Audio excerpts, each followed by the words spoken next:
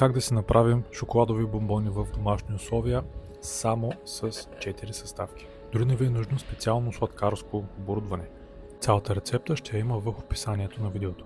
Тук започваме като разтапяме черният и млечния шоколад и го слагаме в малко по-висок съд, за да може да се разбърка по-лесно с ръчен миксер.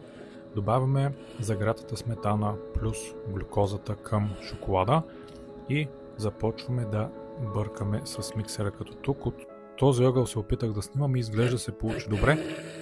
Сместа става много гъста, така че е по-добре, ако правите много малка партида, просто да разбъркате с шпатула в купа, но просто трябва да бъркате много.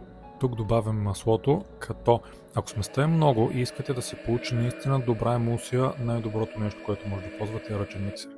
Ето как изглежда сместа и колко гъста се получава.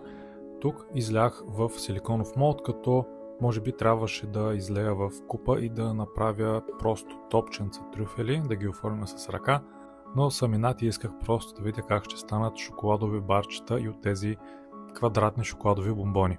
Виждате, че много трябва да цапате, когато работите с шоколад, но пък резултатът е много по-сладък. Ето как изглеждат след няколко часа престояли в хладилник, като тук, да съм честен, последния час ги преместих в фризер, просто защото нямах много време и исках да излязат добре. Като след това просто разтопих млечен шоколад и топнах това голямото барче.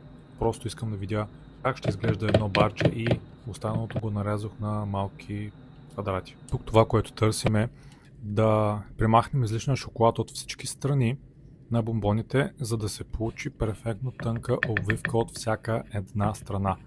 Тъй като шоколада не е много евтин, пък и прекалено много черупка, означава, че бомбона ще стане прекалено сладък. Тук не издържах и си опитах, като днес се сбогувах с диетата. Запазете това видео и пробвайте рецептата вкъщи.